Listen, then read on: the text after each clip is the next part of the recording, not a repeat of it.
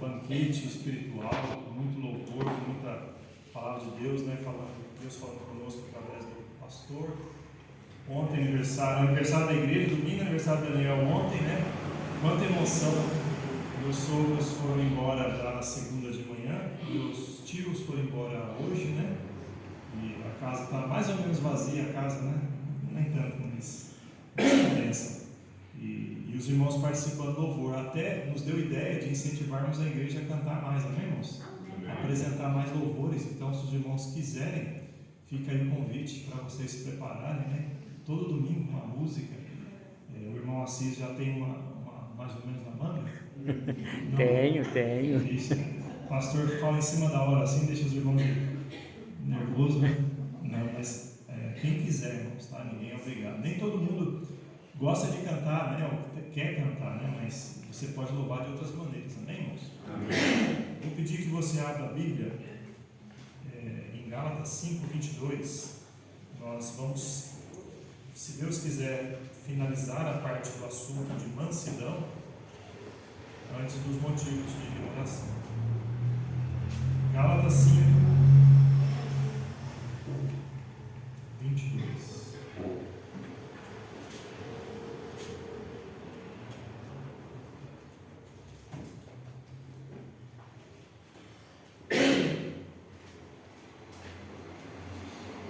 A irmã Neia poderia fazer isso? Tudo bem. Tudo bem. Eu vou pedir. A irmã Roseli conseguiu achar aí? Você pode fazer essa leitura? Mas o fruto do Espírito é amor. Amor, gozo, paz, longanimidade, bondade, fé, mansidão, temperança. Obrigado. Senhor, obrigado por essa reunião, pela nossa querida família espiritual, por todos que o Senhor aqui trouxe, aqueles que por motivos diversos não puderam vir, que o Senhor venha nos tocar agora, Pai, falando conosco, e aqueles que não puderam chegar ou que estão a caminho também possam ser cuidados, edificados pelo Senhor. Oramos que o Senhor nos ajude aqui a compreendermos a tua santa palavra. Em nome de Jesus. Amém. Uma das características do fruto do Espírito é a mansidão. Nós falamos sobre isso já fazem 2 semanas, sobre sequência. Aliás, não foi na sequência, mas falamos sobre isso. A terça passada, nós falamos do um exemplo de mansidão na Bíblia, que não foi 100%. Quem que é esse? Ele era o homem mais manso da terra, mas ele mesmo falhou, né? Isso nos coloca numa posição de humildade para entender que se Moisés teve essa dificuldade, né? Quem somos nós, né? Para falarmos que somos mais, né? A Bíblia fala que ele era o homem mais manso da terra. Isso nos faz ficar de joelhos, clamar a Deus por ajuda para nós podermos ser mansos, né? E o oposto de mansidão, de acordo com o estudo, é a ira. A gente vai falar, talvez vai começar a tocar nesse assunto da ira, mas falamos de Moisés. E eu fiquei de falar do exemplo perfeito. Esse sim é 100%. E eu peço que você abra lá Marcos 3:5. Marcos 3:5.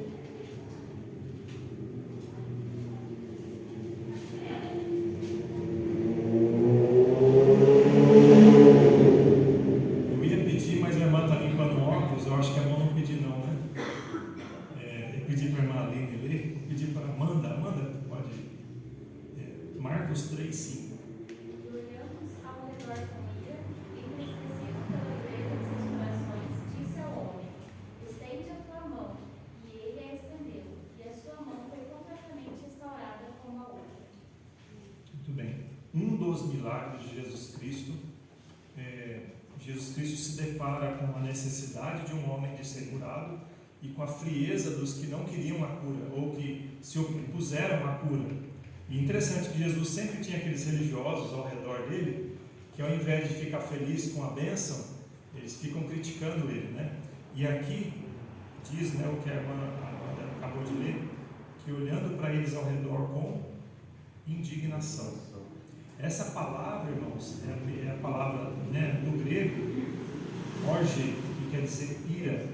Então Jesus, ele se expressou com uma ira, não foi com uma bondadezinha do coração, né? Ai, que vocês têm direito a se expressar. Ele ficou com muita ira mesmo daquelas pessoas, porque ele de fato ajudou um homem carente, um homem que precisava de restauração física, né?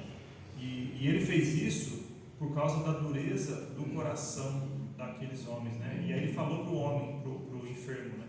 Estende a tua mão. E ele a estendeu, e foi-lhe restituída a sua mão, sã como a outra. Olha para você ver aqui, Jesus Cristo não separa a ira dele com o poder dele. Interessante, né? Só que conosco é diferente, irmãos. Nós ficamos, a gente vai falar isso, não vou falar, a gente vai chegar aqui, né?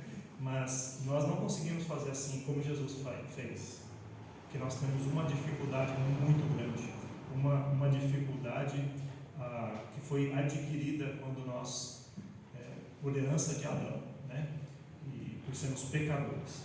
Mas Jesus, ele ficava irado e tinha o poder de Deus, acesso ao poder do Pai da mesma forma, né? Ele não atrapalhava ele, né? Ele não estava em pecado aqui, ele conseguia se irar e não pecar. Marcos 11, 15 a 17. Eu vou pedir aqui. Marcos 11, 15 a 17. O irmão Nivaldo, você pode ler esses 3 versos? Vieram a Jerusalém. Jesus, entrando no templo, começou a expulsar os que vendiam e compravam no templo, e derrubou as mesas dos cambistas e as cadeiras dos que vendiam terras.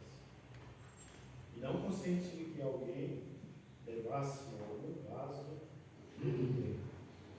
E os ensinava dizendo: não está escrito, minha casa será chamada por todas as nações casa de oração, mas vós a tendes feito covil de ladrões.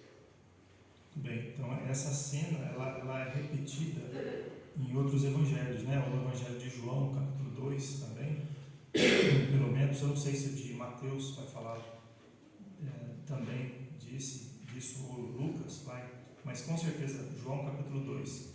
Então, olha para você ver a situação. Jesus chega no templo, vê um monte de comerciante, e sabe o que eles faziam lá, irmãos? Eles vendiam ovelhas prontas para serem usadas para o sacrifício. Então era conveniente, né? Alguém que viajava dias, semanas de outra cidade, de outro local, chegar no templo, queria oferecer um animal. Então eles uniram o útil ao agradável. Aí os comerciantes levavam os animais, só que estavam vendendo num local do templo que era o pátio dos gentios, ou seja, estavam atrapalhando as nações virem adorarem ao único Deus verdadeiro. Então os comerciantes estavam lá bloqueando a passagem, né? Impedindo. E a razão clara pela qual Jesus fica irado aqui, faz isso, derruba, é isso que ele falou, né? Aqui é a casa de oração do meu Pai, né? A minha casa será chamada casa de oração por todas as nações. E ali, quando as nações vinham para adorar, viam que não era casa de oração, mas uma casa de comércio. E aí ele ficou muito irado. Fez isso mesmo, irmãos. Derrubou tudo, não deixava ninguém entrar com os vasos, né? Ele impediu mesmo. E a gente imagina Jesus naqueles quadrinhos, naquela época, né? Que pintavam os quadros, que todo mundo tinha aquela áurea, né? Dos personagens bíblicos, né? E Jesus tinha até um rosto meio afeminado, né? De que tudo para Jesus era delicadinho, né? Como se isso fosse mansidão. Aí você vê um Jesus assim, derrubando tudo, né? Jogando tudo, pegando um objeto e batendo tudo ao redor, não deixando nada ficar em pé. Aí você fala, opa, tem alguma coisa errada, né? Ou eu aprendi errado, ou Jesus estava errado. Qual dos dois será que nós alternativas, né? Com certeza nós aprendemos errado. Mas Jesus, ele fazia isso, e ele fazia com zelo, por causa do zelo, por causa da convicção que ele tinha e de proteger a santidade de Deus. Jesus ele fez isso não porque alguém estava ofendendo a ele, alguém estava ofendendo o Pai. E alguém, ou as pessoas, ofendiam as pessoas que queriam vir conhecer e adorar a Deus. Então aqui ele estava infringindo a oportunidade de adorar ao único Deus e de os homens adorarem a esse único Deus, através da boa intenção de comercializar. Então Jesus Cristo ele faz isso. De novo, Jesus Cristo não pecou aqui, de jeito nenhum. Alguns usam essa passagem, o que é errado, né, para justificar crente que derruba tudo, né, que explode, arrebenta com tudo, né, e a gente tem que tomar muito cuidado, mas todos nós estamos sujeitos a fazer isso, né, em momentos de dificuldade, de nos tornarmos até violentos, né, e isso não justifica. Alguém fala, mas está vendo, até Jesus fez isso. Diferença de Jesus conosco, ele não pecava. Nós não sabemos discernir isso, né? Por isso é bom tomar muito cuidado, não é verdade, irmãos? É bom contar até 10, contar até 100, contar até 1000, né?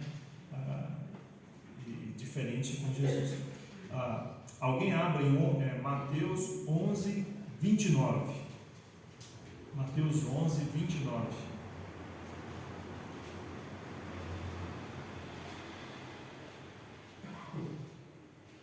O irmão Anthony poderia fazer essa leitura aí para nós? 29. Mateus 11, 29. Tomai sobre vós o meu jugo e aprendei de mim, que sou manso e humilde de coração, e encontrareis descanso para a vossa alma. Muito bem. Esse texto muito famoso, né? É um convite de Jesus. Um convite tríplice, ou seja, Jesus convida para 3 coisas aqui. Interessante. Se você prestar atenção, no 28, se você olhar no versículo aí anterior que o irmão Antônio leu, pode ler para nós o 28, irmão Antônio? Vinde a mim todos os que estáis cansados e oprimidos, e eu vos aliviarei. Muito bem. Esse convite, vinde a mim, Jesus está fazendo comparação com as cargas legalísticas ou legalistas dos religiosos, dos fariseus. Jesus fala, vem para mim, vem para mim. Vocês estão cansados dessa religião, cansados dessas regras sem sentido, né? De que vocês vão alcançar pelos méritos pessoais, pela sua performance, né? Pelo seu desempenho. Vocês estão cansados disso? Vinde a mim. Então, um convite à salvação. Só Jesus pode te ajudar. Só Jesus pode dar a solução. Só Jesus pode dar a salvação. Não está no sistema religioso. Não está nos religiosos, nos líderes religiosos. Não está em pastor nenhum, nem da Igreja Batista Bíblica, em Pouso Alegre, nem de Pouso Alegre, nem de qualquer outra. Está em Jesus. Amém, irmãos? Vinde a mim. Jesus faz esse convite.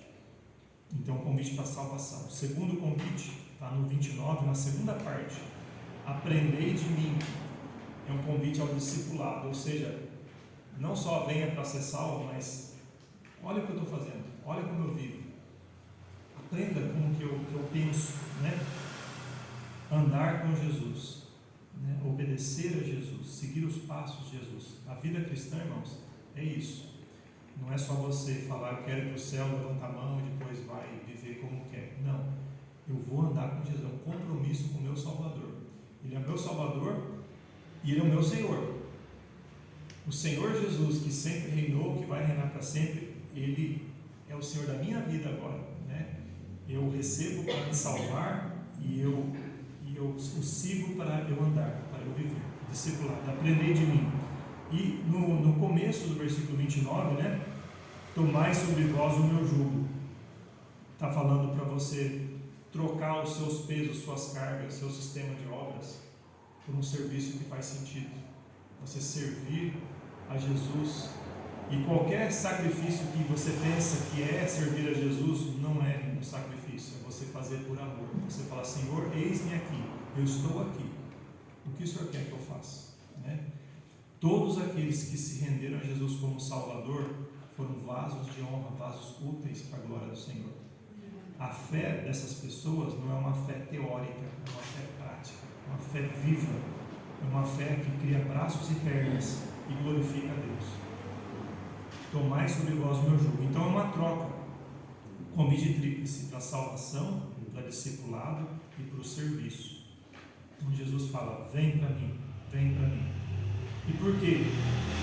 Aqui, aprendei de mim que sou manso e humilde de coração.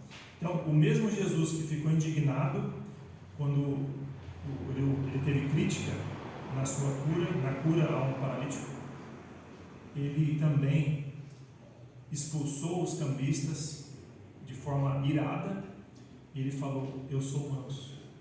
E aí, como é que vai conciliar as duas coisas? Como que há mansidão e ira ao mesmo tempo? Moisés não conseguiu, Jesus conseguiu. Aquele que é controlado pelo Espírito de Deus consegue. Você é controlado todo o tempo? Eu tenho as minhas dificuldades. Você tem também? E o que a gente faz para ser controlado? Andar com o Senhor, confessar os pecados, viver na palavra de Deus. Esse é o poder disponível que nós temos para andar no Espírito. E esta é uma evidência do fruto do Espírito, né? A mansidão. Então, o convite que dá para os irmãos é: esteja aprendendo com Jesus, né? A ser uma pessoa mansa, mas também a entender que existe dois tipos de ira. E é isso que eu queria começar aqui, e vou só dar um gostinho, irmãos, e vou parar, tá bom? Existe a ira injusta, essa aqui todo mundo conhece. É a ira que você, quando você explode, né? E você quer fazer tudo com suas mãos. Eu lembro de quando eu assistia alguns programas de televisão, e tinha um programa de humorista, Chico Anísio. Quem lembra de Chico Anísio? Quem é velho o suficiente para entender? Mas tinha um homem, como é que é? Era um vampiro, não é? Que ele falava assim: ó, a minha vingança será maligna, né? Tinha uma coisa assim: minha vingança será maligna. Ele era uma pessoa muito irada, né? E ele queria se vingar e jogar praga nas pessoas, né? E tem cristão que não fala, mas que vive nessa vingança maligna, né? E quer quase jogar praga em todo mundo e falar: agora você vai ver, Deus vai pesar mãos por você e vai tudo mais, né? Eu penso: será que o cristão ele vive como um jogador de praga na vida das pessoas? É correto essa atitude, né? E não é. Aquela ira que vem do coração, que vem com objetivos egoístas, pessoais, para se proteger, é uma ira que tem todos os indícios de ser uma ira injusta, uma ira pecaminosa, uma ira errada. Eu vou ler aqui um comentário de um artigo artigo cristão sobre a ira, escrito por Gandolfo. A ira injusta ou errada busca os objetivos e direitos pessoais, é centrada no eu, surge quando direitos pessoais são negados e é caracterizada por atitudes de cobrança. Esse tipo de ira nunca se satisfaz, se expressa quando não consegue o que quer. É aquela ira que você só vai se sentir apaziguado quando você tem tudo que você quer, do jeito que você quer, na hora que você quer. E quando você não tem, você fica irado, né? É aquela coisa da criança animada, né? Que vai no mercado e faz escândalo para o pai e para a mãe até que compra. E se não compra, aí né, dá reputação, porque todo mundo vai ver. Você vai gritar, vai chorar, vai rolar no chão, você pensam que você está matando a criança porque ela quer aquela bala, naquela hora, daquele jeito. Então, o cristão, infelizmente acontece também com o cristão, quando ele tem uma ira injusta, geralmente porque ele quer, quando quer, do jeito que quer. E quando não tem, aí ele esperneia. Quando você e eu ficamos abrasados pela ira pecaminosa, estamos declarando com nossos pensamentos, palavras e ações que quem manda aqui sou eu. Eu vou fazer o que for melhor para mim. São os meus direitos. E deixamos claro que Deus, a culpa é sua. O Senhor deixou isso eu chegar a esse ponto. Por isso eu tive que agir. Para você ver, uma atitude errada. Então é errado um cristão ficar irado? Não. É errado o cristão ficar irado assim. Mas é fácil ficar irado no tempo certo? Não. Por isso, irmãos, devemos tomar muito cuidado com a nossa ira, né? E tem outros textos que falam, né? Irai-vos e não pequeis. A ira, ela traz consequências horríveis. E a gente depois vai falar um pouquinho mais sobre isso, só para dar um gostinho. Mas Caim, é uma ilustração clássica disso, que ele ficou irado. Por quê? Caim e Abel, né? Por que Caim ficou irado? Com a sua oferta ele ofertou e a oferta do irmão foi, porque achou que foi melhor, né? Para ele, a dele era melhor. O Abel, a oferta de Abel, né? Foi recebida por Deus, a dele não, né? Ele fez de forma... O texto não dá todos os detalhes, mas que deu a entender que a de Abel foi corretamente dada. Foi dada da melhor forma, né? A dele não, né? E o que ele fez para... Ele ficou triste, né? Ficou furioso, ficou irado. O que ele fez para externar a sua ira? Matou o seu irmão. O que ele devia ter feito com essa ira no coração? O que ele devia ter feito? E Deus até falou para ele que ele devia fazer. Deus falou para ele: o teu desejo é contra ti e cumpre a ti dominá-lo. Então era para não deixar passar daquilo, tinha que dominar aquilo, né? E lidar com aquilo. Talvez pensar: puxa vida, por que eu estou irado? Eu fiz errado, então eu vou fazer certo agora. Eu vou aprender com essa lição, eu vou fazer certo a partir de agora, né? Mas não, ele quis do jeito dele, na hora dele. Deus, o Senhor fez errado, eu vou agir com as minhas mãos, né?